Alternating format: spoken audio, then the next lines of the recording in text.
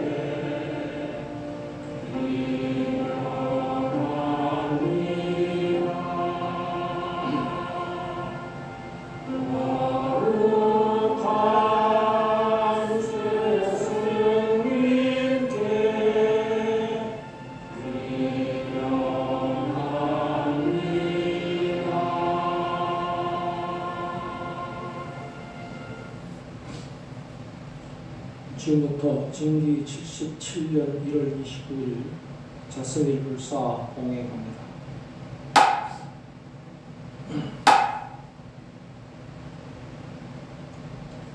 교리 참여입니다.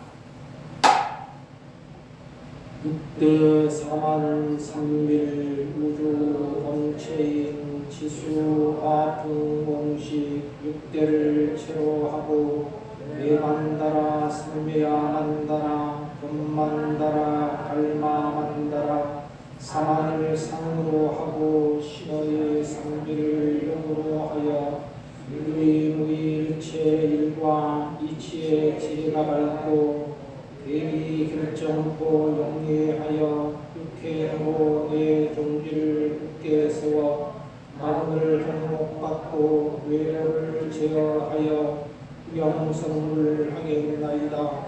자성 참여합니다.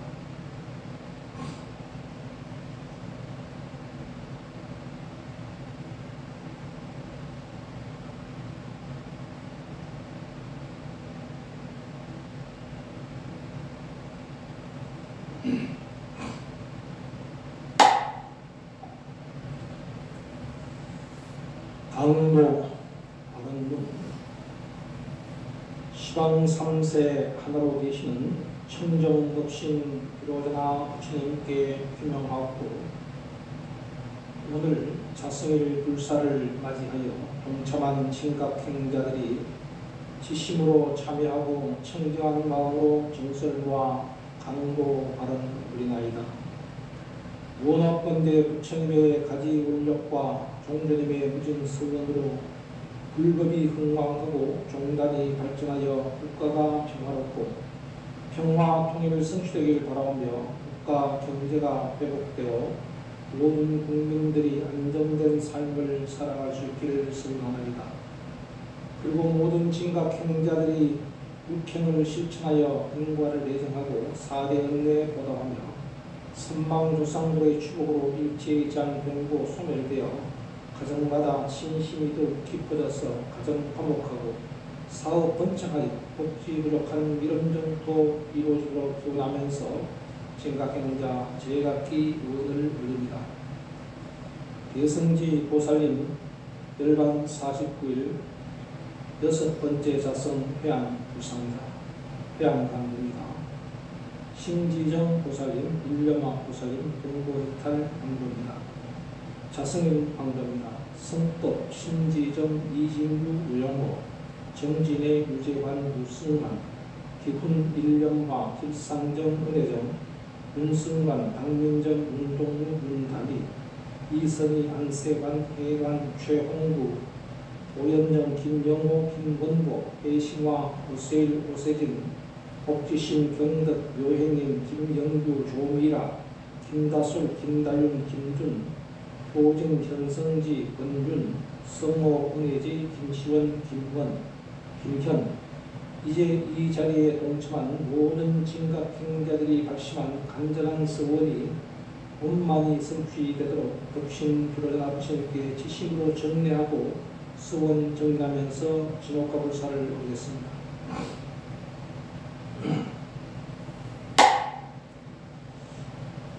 오대 서원입니다.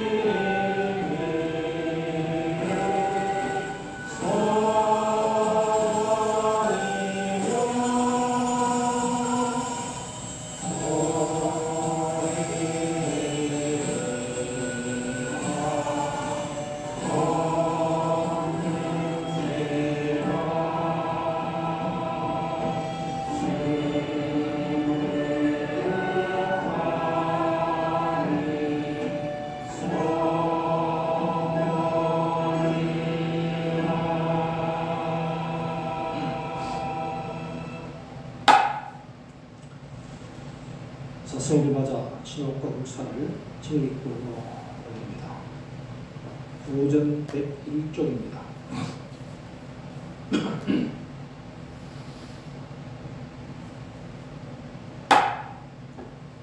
제3절 진호국가 하는 데는 네 가지 법이 있으니 식재법과 중의법과 한국법과 경례법이 진호국가 법이니라.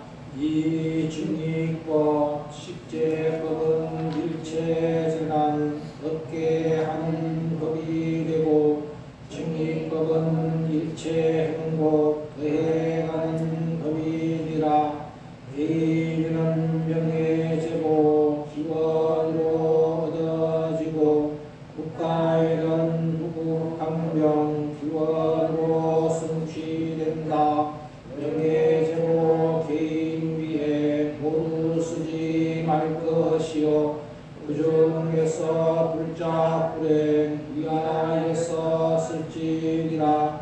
불자 불행 쓰는 것은 정도 존중 위함이라.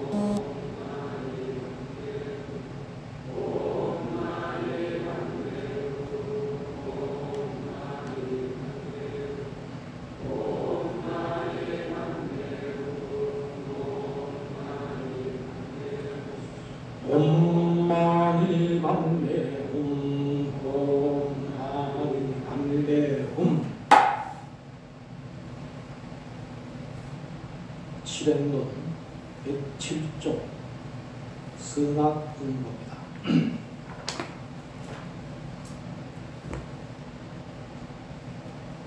107쪽 함께 합송합니다. 선악응보 인지어서 가받는 길이 있으니 이것을 알게 되면 사람이 먼저 돕고 모르게 되면 시민이 먼저 돕게 된다. 인지어서 가받는 것은 하늘과 땅과 사람과 부처의 원칙이므로 틀끝 만치로 어긋남이 없다. 나쁜 일을 지으면 나쁜 과를 받고 좋은 일을 지으면 좋은 과를 받고 악한 일을 지으면 악한 과를 받고 선한 일을 지으면 선한 과를 받고 효순한 일을 지으면 효순한 과를 받게 된다. 사람이 악한 일을 하여도 악한 바보가 없다고 생각하지만 예생일은 꼭 받는다.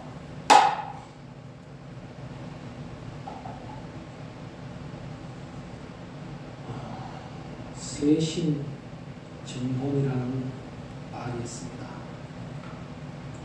세신. 우리는 아침마다 일어나면 세수를 합니다. 얼굴을 씻습니다. 그러나 우리 진각행자들은 세수하기 전에 뭘 먼저 하는가 하면요, 세심을 먼저 합니다. 마음을 먼저 씻는 염송, 정송을 합니다. 어떤 이는 이런 말씀을 하는 분들이 있어요. 저희가 다른 종단 스님들하고 해외 국적지 답사를 간 적이 있습니다. 그런데 같이 한 방에서 잠을 자게 되었는데 4시에 더 앉아서 우리는 이제 염송을 합니다. 근데 그분들은 꼼짝달싹하지 않습니다. 그 나중에 정사님 뭘 하시는 겁니까?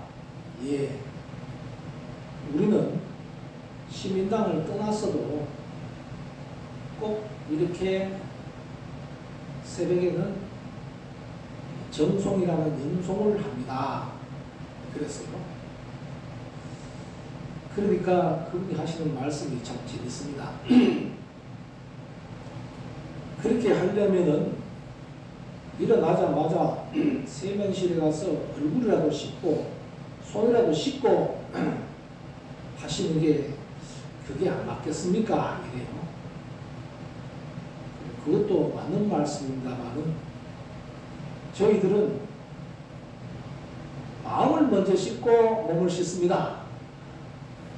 이런 얘기를 했어요. 그러니까 좀 특이하네요. 대체로 우리가 정성을 드린다든가 뭐 불공을 드린다 하면 몸을 먼저 씻고 하는 게 그게 원칙으로 생각하고 있는데 하는 이야기가 서로 대화로 한 적이 있습니다. 몸을 먼저 씻느냐 마음을 먼저 씻느냐 그게 그렇게 뭐 큰 중요한 일은 아니지만은 몸 씻는 것보다도 마음을 먼저 씻는 것이 소중하기 때문에 우리 종조님께서 집안에서 염송을 할 때 일어나자마자 그 자리에서 염송하라고 했어요. 그 자리에서. 물론 세수를 하고 나면 눈이 좀 번쩍 뜨이고 좀 개운해서 좋겠지만은 이렇게 마음 씻는 일이 소중하다는 겁니다. 마음을 씻으면은 정혼된다. 정혼. 정은 맑을 정자고 혼이라는 것은 우리가 쉽게 말씀드리면 정신이고 더 깊게 말하면 식입니다. 식이고, 또 우리가 만약에 죽어서 다음 생을 받아난다는 것을 생각할 때 그건 영식입니다. 그래서 몸을 깨끗이 하게 되면 내 정신이 맑아지고 정신이 깨끗해진다. 내 영식이 맑아진다. 이런 말씀이 바로 세심정문이라는 글귀입니다. 그래서 내가 마음을 씻지 못하는 사람들은 어떻게 하느냐? 내가 마음을 씻지 못하는 사람들은 대신 씻어주는 것이 그게 바로 뭐냐면은 우리가 흔히 말하는 그 관정의식이라든가 세례의식이라든가 이런 의식이 바로 그런 의식이 되는 겁니다. 어린아이들은 예를 들면은 몸을 씻는다든가 마음을 씻는다든가 이런 일이 쉽게 혼자서는 할 수 없잖아요. 아이들에게 몸을 씻어주자. 그러면 몸만 씻어주는 것이 아니라 아이들을 위해서 마음도 씻어줘야 된다는 말입니다. 부모가 되어서 자식에게 몸 씻어주는 것만이 할 일이 아니라 마음을 씻어주는 일을 얘기해요. 마음을 씻어주는 일이 뭐냐? 그게 자식을 위해서 염송을 해주는 거예요. 자식을 위해서 불공을 해주는 겁니다. 그게 마음 씻어주는 일이에요. 또 돌아가신 분들을 위해서 우리가 49일 불공하는 이유가 뭐냐면 돌아가신 분의 마음을 씻어드리는 거예요. 그러므로 해서 그 돌아가신 분이 마음이 깨끗해지면 씻어지면은 그 영식이 맑아진단 말입니다. 영식이 맑아지면 어떻게 되느냐? 그 영식이 밝은 쪽으로 인연지어 가게 되는 거예요. 그래서 49일 불공 동안에 돌아가신 분을 위해서 우리가 불공하는 이유가 또한 거기에 있다고 봅니다. 세심은 곧 나 자신의 마음을 씻을 뿐만 아니라 스스로 씻을 수 없는 사람들의 마음까지 씻어줄 수 있는 그 불가사의한 법이 어디 있느냐? 바로 육자재는 원만의 반병 염송에 있다는 겁니다. 한때 모 스님이 쓰신 책이 베스트셀러가 된 적이 있습니다. 책 제목이 여보게 저승 갈 때 뭘 가지고 가지? 하는 이런 제목의 책이었습니다. 아마 이 책이 굉장히 큰 반향을 일으켰어요. 근데 그 내용의 그 제목의 내용이 뭐냐면은 네 죽었어. 죽을 때 뭘 가지고 가느냐 이 말입니다. 죽을 때 뭘 가지고 가느냐? 처자 권속을 데리고 가느냐? 재물을 가지고 가느냐? 너의 명예와 너의 직위를 가지고 가느냐? 그게 아니다. 그 가져간 게 뭐냐? 우리 불교에서 말하는 죽어서 가져갈 수 있는 것은 아무것도 없고 딱 한 가지. 그게 바로 업이라는 것입니다. 빈손으로 왔다가 빈손으로 가는 저 세상이고 저 승에 갈 때는 아무것도 가져갈 것이 없고 오직 업만이 가지고 간다 이 말입니다. 그럼 그 업은 뭐냐? 그 업은 뭐냐? 중생들은 전생에 지은 업에 의해서 현생의 삶이 이루어지고 지금 살고 있는 삶은 뭐냐면 전생에 내가 지은 업이 인연이 되어서 그 인연으로 살아간다는 겁니다. 그리고 내가 이 현생에서 지은 업은 다음 몇 생의 삶의 결정이 되는 거예요. 내 지금 현재 삶이 행복한 사람은 어떠냐면 전생에서 많은 선업을 지어 왔기 때문에 그렇다는 것입니다. 그러면 우리 흔히 말하는 결정론자요 숙명론이 아닌가 이렇게 또 반문하는 사람이 있습니다. 인과법은 어떤 법인가 하면 전생에 지어온 좋은 선음을 갖고 왔더라도, 그 인을 갖고 왔더라도, 현세에서 또 어떤 연을 가느냐에 따라서 내가 악연을 많이 하면 다 까먹어버리잖아요. 그러니까 인과 연이 합해져서 결과가 나타나는 것이 바로 그게 인과법입니다. 그렇기 때문에 숙명론이고 결정론이 아니고 얼마든지 자기 자신의 행위에 따라서 나의 삶이 달라진다는 것이 바로 불교의 인과법이에요. 그렇듯이 내가 지금 현세에서 선업을 많이 지었느냐 악업을 많이 지었느냐, 거기에 의해서 내 생의 삶이 결정이 된다 이 말입니다. 내 생의 삶이 지옥, 악의, 축생수라, 인간, 천상이라는 윤회하는 육도의 윤회의 삶을 살 것이냐, 성문, 영각, 보살, 불세계라는 윤회하지 아니하는 해탈의 삶을 살 것인가 하는 것이 결정된다는 거예요. 인으로 결정된다는 겁니다. 그런데 그 연을 누가 가해주느냐? 돌아가신 분은 새로운 연을 가할 수 없어요. 그 49일 동안 우리 원속들이 그분을 위해서 새로운 연을 가해주는 것이 그게 49일 불공의 근본 이유라 하는 것입니다. 그래서 이승의 삶에서 선업을 짓고 맑은 영혼을 만들어서 저승을 갈 때 가져가야 된다. 이게 바로 좋은 인연을 지어서 그 인을 가져가야 된다 이 말입니다.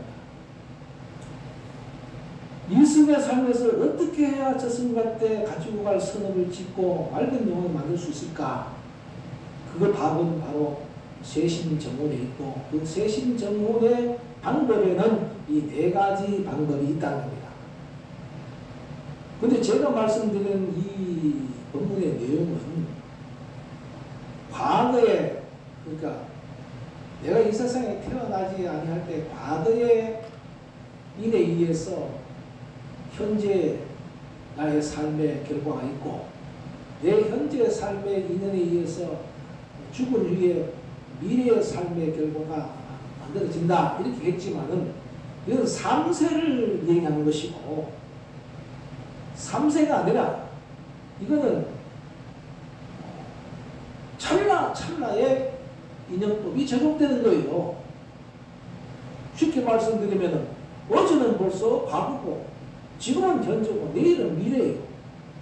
그러니까 어제 내가 지은 인연에 의해서 오늘의 내 삶이 있고, 오늘의 내 인연에 의해서 내일의 삶이 있는 거예요. 크게 보면은 3세지만은 또 좁게 보면은 또 어제, 오늘, 내일이 3세인 거고, 또 따지고 보면은 그보다 더 좁게 하면 1시간 전에 일은 과거고, 지금은 현재고, 1시간 이후에는 뭡니까? 또 과거가 되는 겁니다. 이렇게 인과라는 것은 찰나에 그 인과가 연결되는 것이고, 그 인과를 우리가 인생이라는 생로병사, 인생이라는 그 과정 속에서 봤을 때 그렇게 설명을 하는 것일 뿐입니다. 그렇게 크게 해서 과거, 현재, 미래라는 이런 삶을 갖고 봤을 때 어떻게 하는 것이 내 마음을 맑게 하고, 그 다음에 그럼으로 해서 내 혼을 깨끗이 하는 것인가 하는 방법이 4가지가 있습니다. 첫째는 욕망의 끈을 놓아야 한다. 욕망이 뭐예요? 욕심입니다. 욕심은 끝이 없어요. 욕심은 끝이 없습니다. 욕심은 마약과 같아요. 우리가 흔히 생각하기를 내가 이만하면은 내가 만족할 거다 생각하지만, 내가 이만하면은 또 다시 이만큼 또 그 나의 욕망이 또 높아지게 되는 겁니다. 그러니까 내가 행복하기 위해서는 욕심을 채우고 해서 행복해진다는 생각을 하는 것은 그 자체가 불가능한 것이고, 그것이 잘못되었다는 겁니다. 절대로 욕망에 의해서 내가 행복해질 수 없고, 내가 기쁨의 삶을 살 수가 없는 겁니다. 실질적으로 우리가 봤을 때 그 욕망의 그 기준이 뭐냐? 재물이 많고 재산이 많고 많음의 대충 기준을 삼습니다만 재산이 많다고 행복한다는 것은 필요 충분 조건은 아니에요. 필요 조건일 수도 필요 충분 조건은 아닙니다. 그 마찬가지로 내가 재물이 없어도 행복하게 사는 사람들이 많이 있습니다. 많이 있습니다. 그래서 욕망의 끈을 놓는 그 방법이 뭐냐면 그게 희사법이에요. 그래서 우리 희사법이 왜 희사하라고 그러냐? 어떻게 생각하면 나보고 희사하라고 하는 거 보니까 아이고 우리 그 종단의 그 재정을 좀 뭐랄까 크게 하기 위해서 하라고 그런가 뭐 이렇게 생각할 수 있어요. 물론 그것이 또 종단 재정에 필요한 것이고 그렇지만 가장 근본적인 원인은 뭐냐면 내 마음을 비우고 내 마음을 버리고 내 마음을 넘는 법에 있어서 가장 핵심적인 뭐냐면 이 물질 시대는 욕망입니다. 욕망의 근본이 뭐냐? 이게 재물이고 재물의 핵심이 돈이기 때문에 희사법은 그래서 가능합니다. 두 번째는 뭐냐면 내가 지은 죄업을 소멸시켜야 한다 그랬습니다. 내가 지은 죄업을 어떻게 소멸시키느냐? 내가 지은 죄를 어떻게 소멸하냐? 지은 죄를 소멸하는 것은 참회밖에 없습니다. 참회밖에 없습니다. 참회를 할 때만이 그 지은 죄를 소멸할 수 있다 그랬습니다. 그러나 그 소멸한 죄는 자기가 다 받아요. 그런데 참회를 함으로 인해서 그걸 받는 그 힘이 약해질 뿐이지, 미약해질 뿐이지, 내가 지금 내가 받는 것이 바로 근본 불교의 가르침이잖아요. 그래서 그걸 우리는 흔히 이렇게 비유를 합니다. 내가 지은 소금이, 내가 지은 죄업이 소금 한 줌이에요. 소금 한 줌인데, 지금 이 소금 한 줌을 내 입에 털어넣는다면 그 고통 말할 수 없습니다. 그러나, 이걸 큰 물통에다가 소금 한 줌을 털어넣고 휘휘 저어 놓으면은, 물통이 크면 클수록 그 소금의 농도는 약해질 수밖에 없고, 그래서 그 약해진 그 물을 자기가 평생을 먹으면은 그것이 뭐냐면 그 소금을 다 먹는 거잖아요. 그래서 참회의 힘이라는 것은 바로 그렇다고 경전에서 설하고 있습니다. 그래서 참회하라 이렇게 얘기하는 겁니다. 참회하라. 그 다음에 뭐냐면 척을 짓지 말아야 한다. 척이 뭡니까? 수원을 짓지 말고 원수를 짓지 말아야 합니다. 수원 짓고 원수 짓면 어떻게 되느냐? 흔히 우리 말하는 사람이 원기가 된다고 그래요. 내하고 수원 짓고 원수 짓면 그 사람이 죽어서 원기가 되어가지고, 그 사람이 새로운 삶을 받아나지 못하고 그 원수 갚을 넣고 내 주위에서 보면서 나를 괴롭힌다 이래요. 그게 뭐냐면은 살아서도 원수 져서도 안 되지만 죽은 후에도 그 원수와는 그 관계를 우리는 풀지 않으면 안 돼요. 그 원기를 풀어야 된다는 표현을 그래서 하는 겁니다. 그래서 살아왔을 때 원수를 지면 안 돼요. 척을 지면 안 돼요. 근데 원수는 누구하고 질까요? 원수는 누구하고 질까요? 그렇죠. 원수는 가까운 사람하고 집니다. 저 아무도 모르는 저게 남대문에 사는 김서방하고 나하고 원수 질 일이 없어요. 가장 원수가 잘 지는 사람이 하면은 부부가 아니고 부자가 아니고 형제가 아니고 그런 거예요. 네.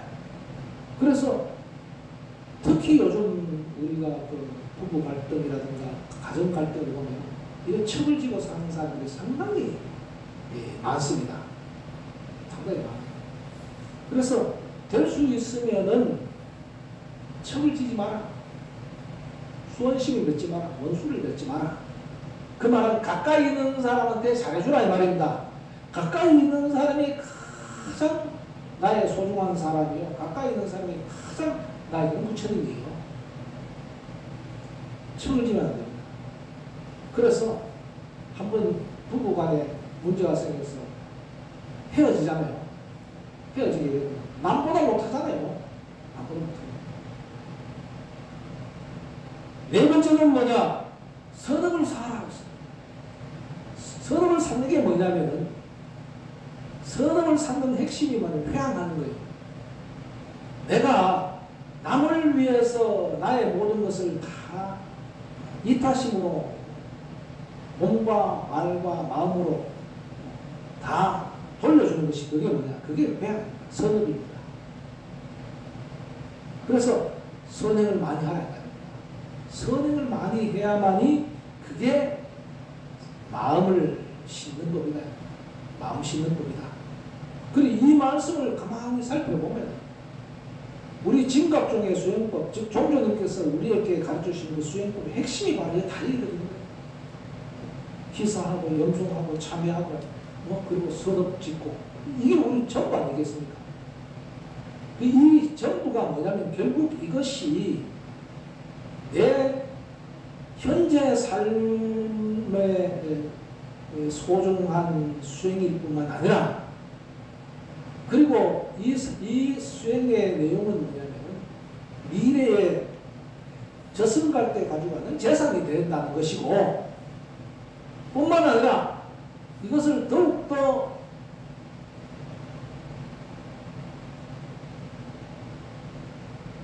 심도 있게 실천한다면 바르게 실천한다면 그게 구경성불에 이르는 길이 되는 겁니다.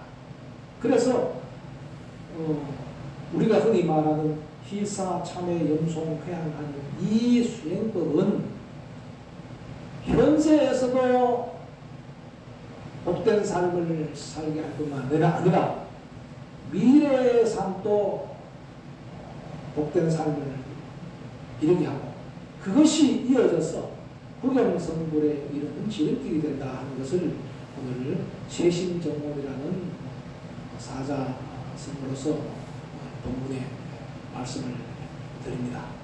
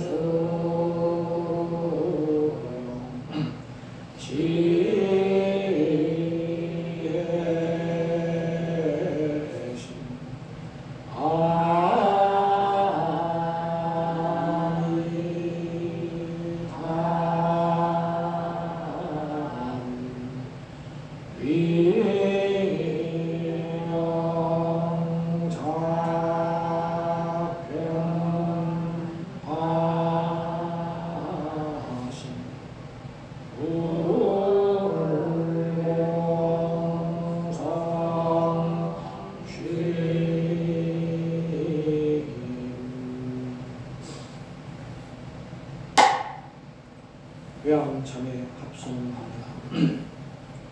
오를 사람일 십육대 모살 공양 사섭의 김명하나이다. 하마로 선내고 어리석은 마음 없애고 부모에게 복업 짓고 성도에게 간시하여 가정 간에 지혜 없고 빈도 높게 하겠으며 항상 삼리를 행하여 뜻으로 악한 마음과 입으로 악한 말과 몸으로 악한 행동은 결정코 없애게 했으며 자녀들의 저 허물은 내 허물의 그림대로 알겠습니다. 널리 범석 서왕과 철경 발명과 재랑과 희망과 사승과 부모와 선지식 도량 중등 법계의 유정을 위해 서원하고 회양하여 모든 장애를 단죄하겠나이다. 기명하여 참회하며 지심으로 참회하나이다. 6대 4만 3밀 자선 참회합니다.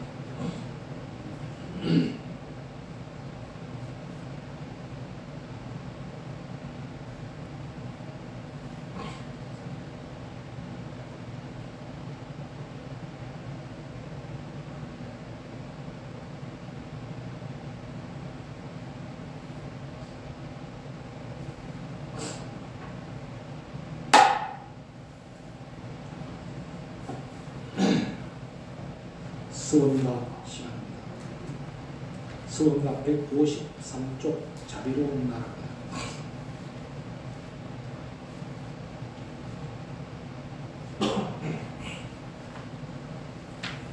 153쪽입니다.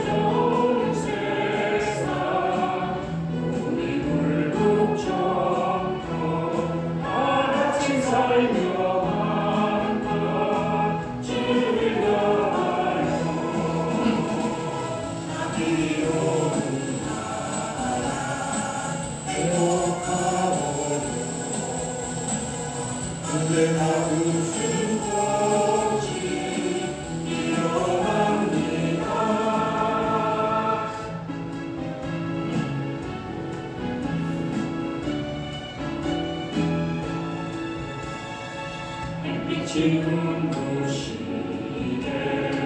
비치는 곳에 눈꽃이 피는 세상이 아름다워라. 월남이들이 춤추며 서로를 뽐내고 즐겁게 사는 그 풍경 영원하도록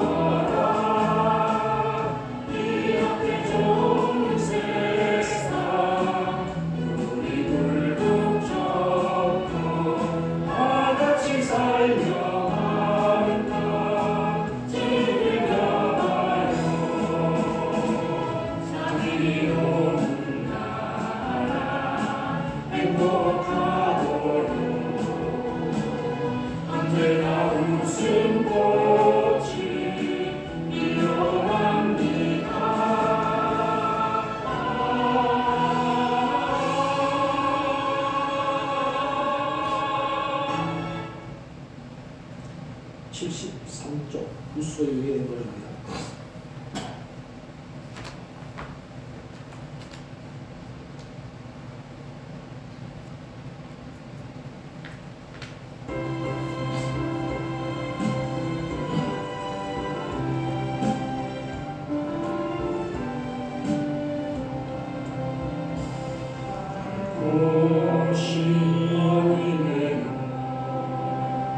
머물 곳은 어디론가 내가 싸워 하루 한번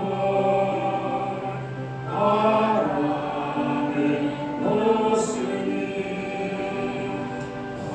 내 꽃이는가 술에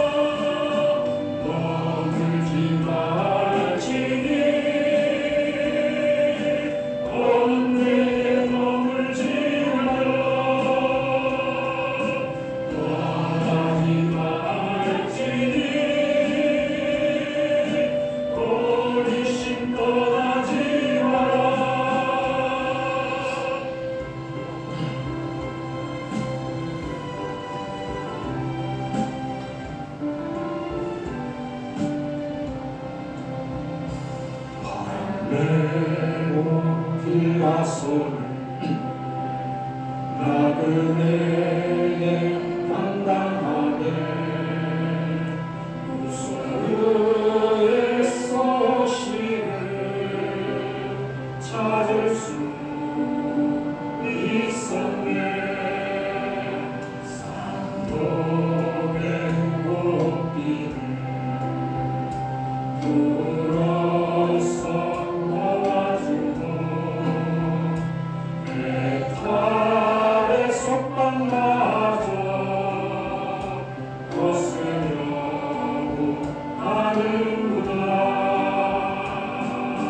아직 것이 없어도 그 마음은 풍요롭고 머물지 아니해도 발걸음은 가벼워라. 머물지 말지니 언제에 머물지 말라. 떠나지 말지니 오리심 떠나지 마라.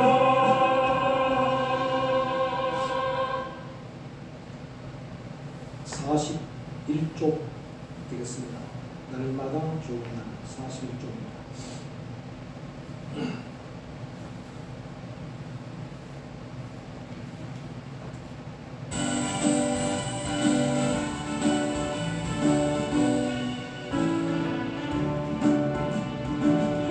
축제하고 밝은 날에 우산 장수 한숨이요 주룩주룩 비가 오는 날에 소금 장수 울산이네. 인생이 그런 것 그렇스러운 것 하지만 인생도 생각하는 날은 아무것도 나름이요.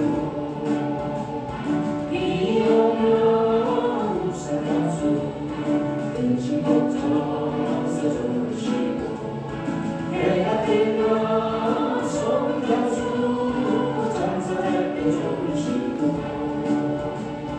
마음 한번 바꾸면 사바세계 돌고 돌아 일체를 주신 돌아 부처님의 날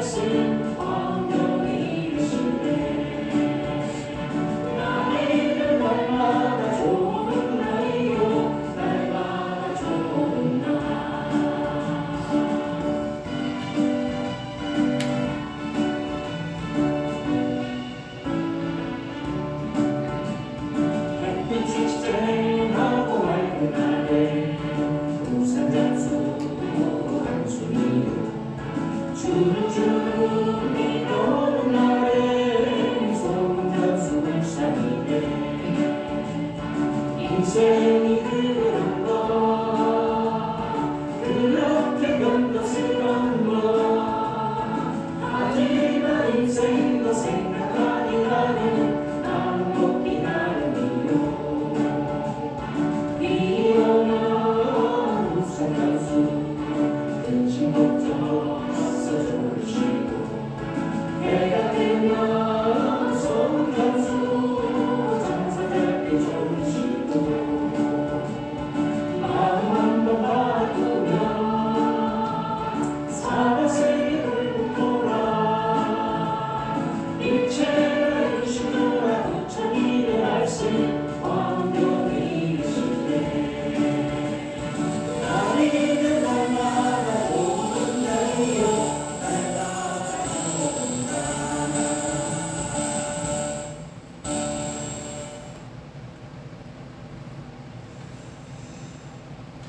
대승지 보살은 열반 49일 불공 중에 보살님의 왕생문답을 수응하며 무상개송을 함께 수행합니다. 교전 117쪽입니다.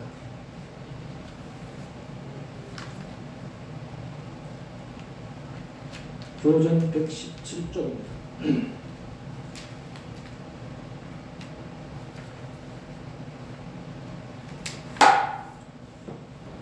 무상개송 이 세상에 남은 사람 어디에서 온 것이며 이 생에서 죽는 사람 어느 곳에 가는 거며 나는 것은 한 조각의 뜬구름이 일어나고 죽는 것은 한 조각의 뜬구름이 멸하니라 뜬구름의 그 자체가 본래 실상 없는 거로 나도 죽고 가고 온도 또한 이와 같으니라 사대 중에 살과 뼈는 모두 땅에 돌아가고 사대 중에 피와 눈물 모두 물에 돌아가고 사대 중에 따뜻한 것 도로 불에 돌아가고 사대 중에 움직이는 바람으로 돌아가고 몽환같이 육식 떠나 영시 홀로 드러나서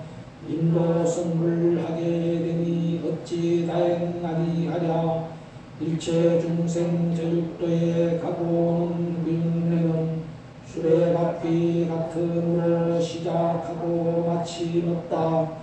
이제 마침 사람 되어 다행하게 승법만나 보리심의 승리 행원 산마지로 사은공덕 자손들이 회항하여 보살덕을 넓게 한다. 부모지심 참회하면 자손 장성 중요하고 자손지심 참회하면 선방부모 해탈한다. 자손 위에 악업 짓고 부모 삼도 받으니 남경 위에 주선하라. 부모이고 등락한다. 알지어라 남녀들아 다랑이로 새긴 마음 신구 위에 삼업 닦아 삼빌로서 행해가면 선방부모 해탈되어 미련 국토 나게 되고 내지 7세 부모까지 지옥악이 축생 떠나 불가사의 미묘한법 견제자손 중요하며 일체 권소 수복 많고 질병제와 소멸한다.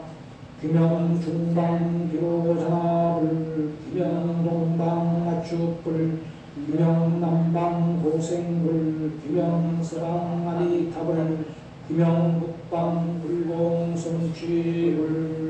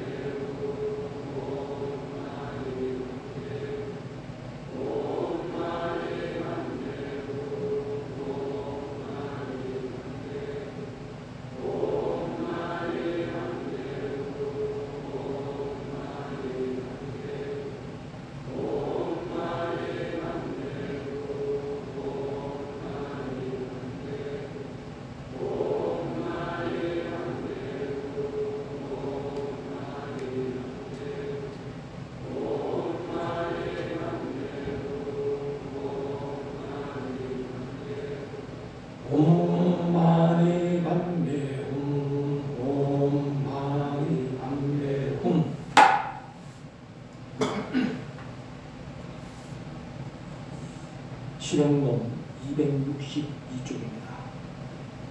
실행론 262쪽입니다. 희사문은 고통문을 닫는다.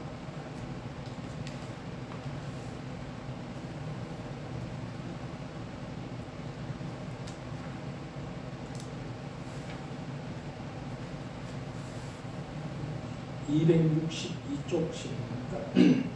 함께 합성합니다. 희사문은 고통문을 닫는다.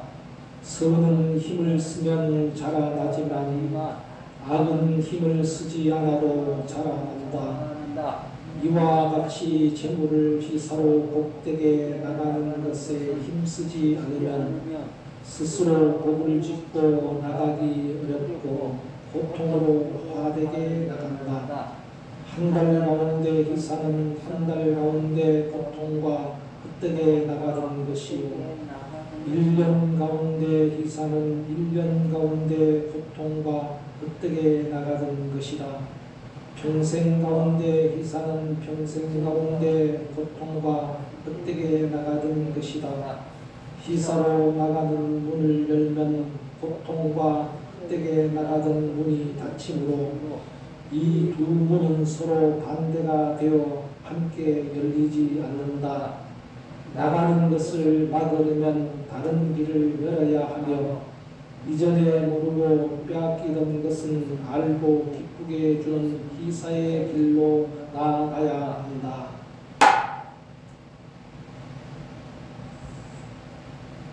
탐욕과 집착은 고통이자 번뇌입니다. 그래서 부처님께서는 우리들에게 설하시기를 우리 인간은 무명과 그리고 가래로 인해서 이 세상의 모든 오를 만들고 있다고 했습니다. 무명이라는 것은 밝지 못한 마음입니다. 다시 말씀드리면 어리석은 마음입니다. 그 어리석은 마음을 치심이라고 했고요. 가래라는 것은 목마를 갈자에다가 살아갈 애자입니다. 목마른 사람이 물에 집착하고 물에 모든 신경을 다 빼앗겨버리는 마음을 그걸 가래라고 했습니다. 그니 그걸 번역을 해서 우리가 탐욕이라고 합니다. 탐심이라고 합니다. 탐심이 채워지지 않으면 성을 냅니다. 성내는 마음을 우리는 진심이라고 합니다. 이 세 가지 마음을 탐진치 삼독심이라고 합니다.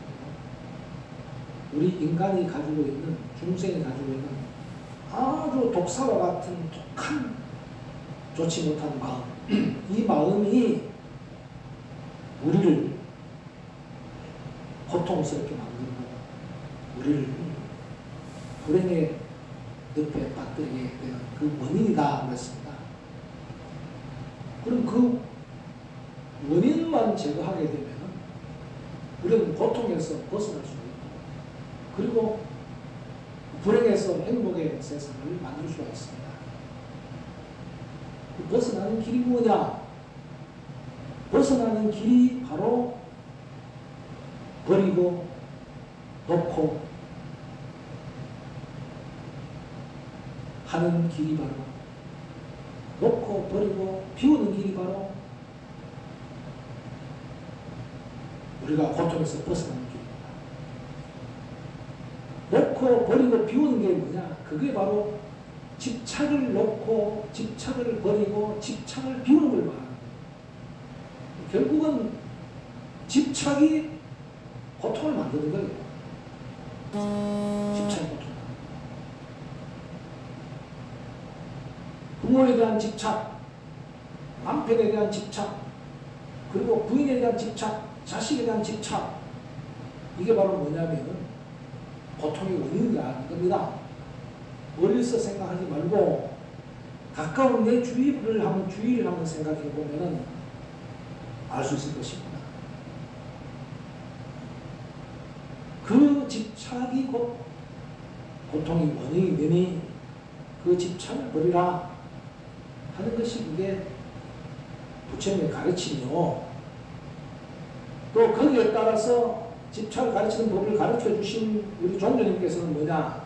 그걸 지비용이라고 했습니다. 지혜로서 어리석음을 없애고 용맹으로서 성내는 마음을 다스리고 자비한 마음으로 탐욕심을 다스리라.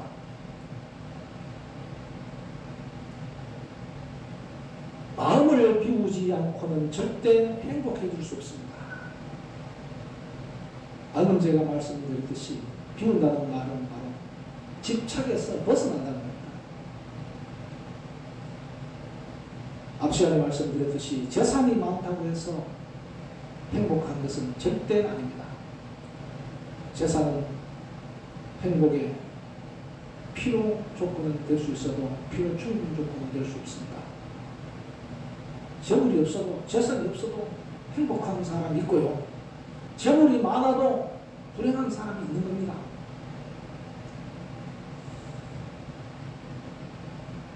재밌는 이야기가 있어요. 돈에 4가지 기능이 있는데 4가지 기능을 한번 보니까 이렇게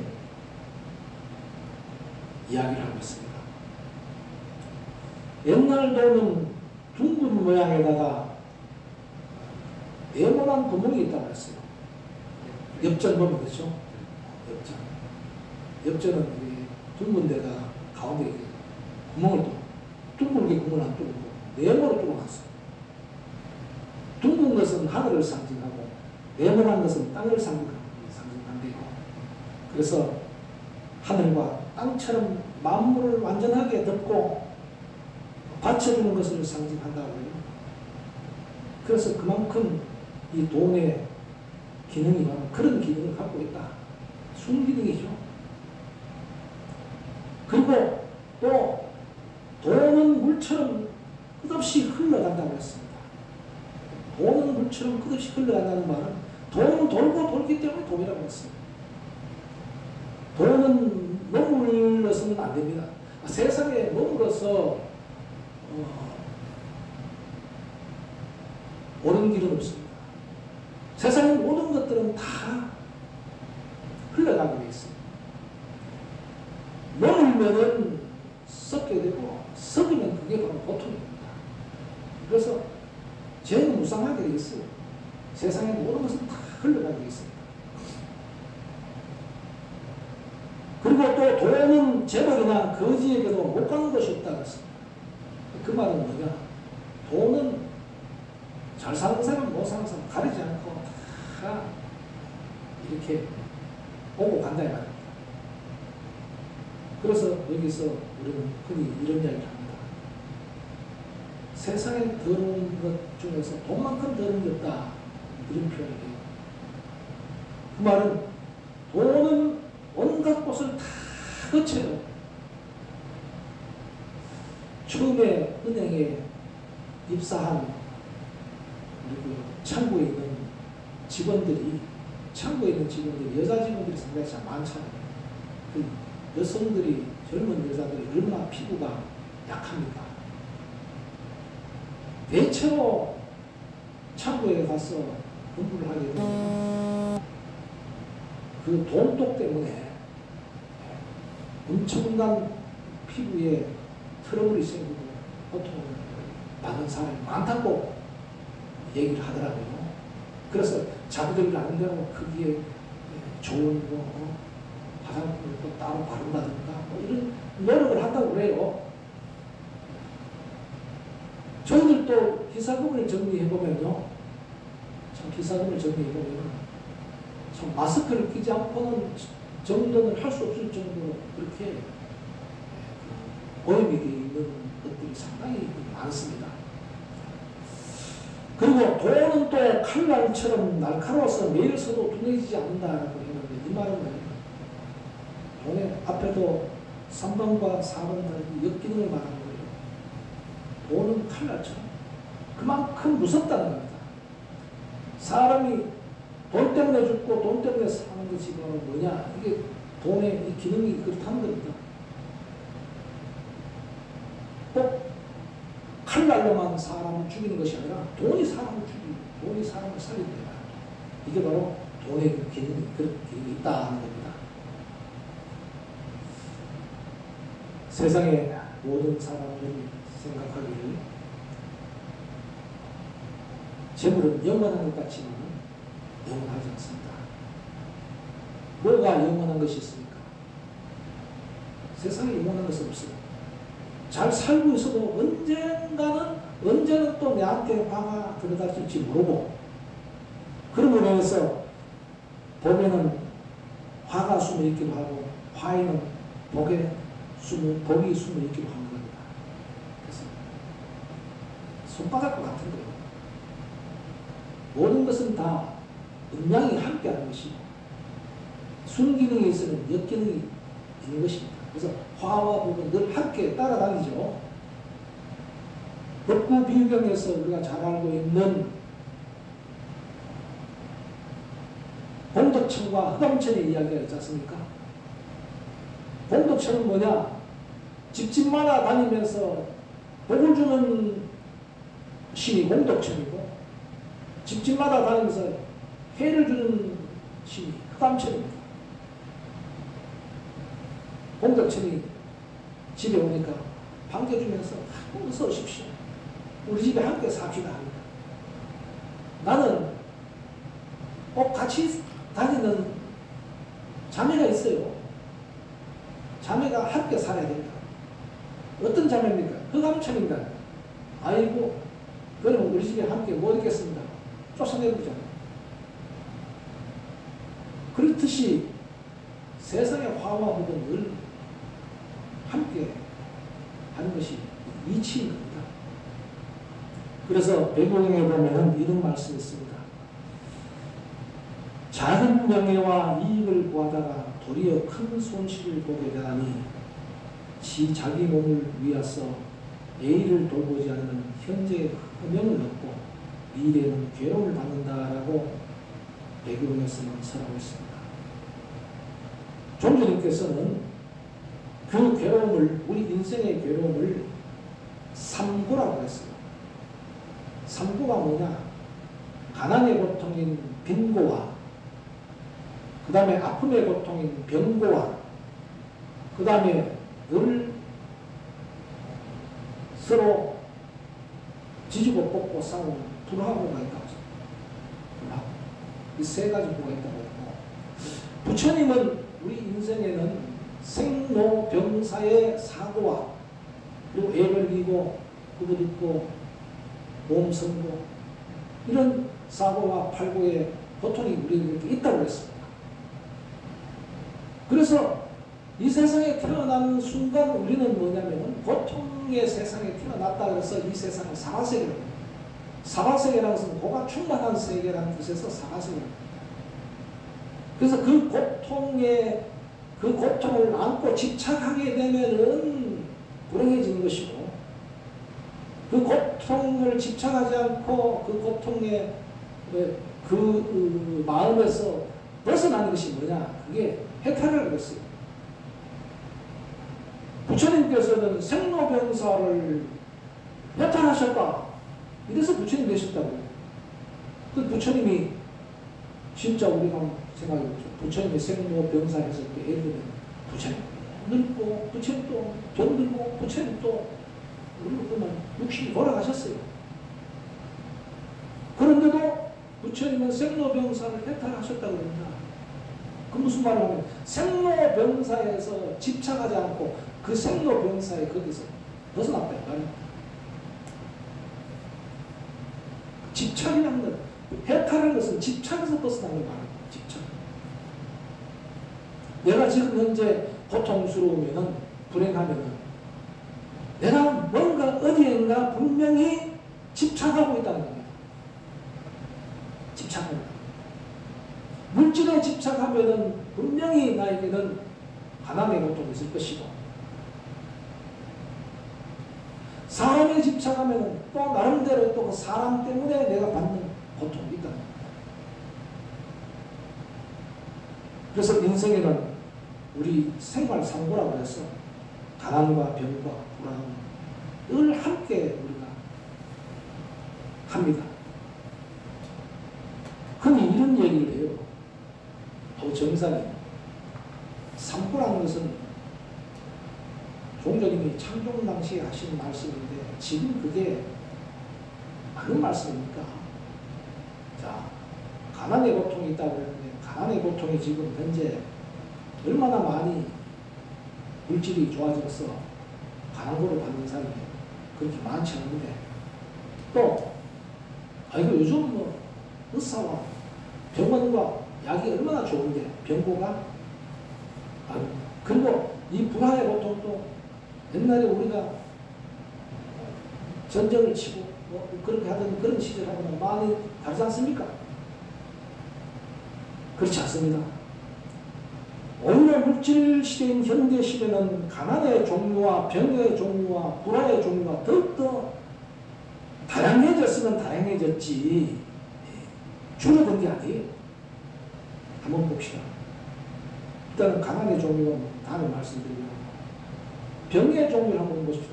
병구가 옛날보다 병구가 줄어들었다 이렇게 얘기하는데 의술이 발달된 것은 분명합니다.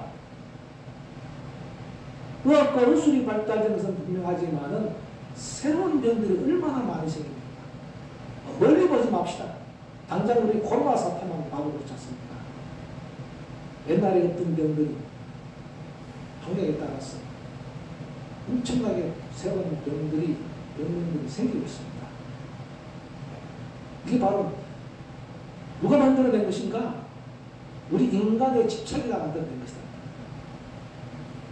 불화의 종류도 그렇습니다. 옛날에는 흔히 불화가 제일 큰 불화가 뭐냐면 가정불화의 고부 갈등입니다. 고부 갈등이에요. 그런데 지금 이 갈등은요, 자, 여와 야의 갈등이 있고요, 노동자와 사용자의 노사 갈등이 있고요. 그뿐만 있습니까? 요즘 뭐냐면 세대간도 갈등이 또 이게 또 만만치 않습니다. 그러니까 뭐 젠더 갈등이라고 해서 남녀 갈등이 또 이거 뭐 말도 못합니다. 집안에서 보면요, 재산 문제, 특히 뭡니까? 부모가 돌아가시고 나면 남기신 유산 때문에 이건 형제 간에 또 갈등이 또 말도 못합니다. 추석 명절, 성명절만 되면은 정말 행복하고 좋은 명절이 되어야 되는데 이런 가족들 간의 갈등 때문에 싸움이 일어난 집안들이 한두지. 부부 갈등은 수없이 많은 사람들이 이혼으로 내버리고 얼마나 많은 사람들이 이혼을 합니까? 이런 것들이 전부 다 오히려 수없이 많은 갈등이 더 양산되어 있고 그런 불화의 고통, 이런 화합하지 못한 고통이 지금 만연해 있는 것이 지금의 세상입니다. 이런 것들의 그 갈등이 전부 다 뭐가 어디에 있느냐? 불화라든가 병이라든가 이 가난의 내용들은 전부 다 우리가 집착하고 있었다는 겁니다.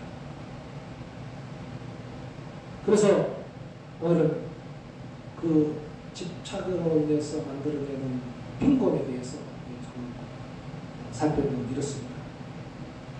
빈곤에는 세 가지 요인이 있는데, 하나는 뭐냐면 절대적인 빈곤입니다.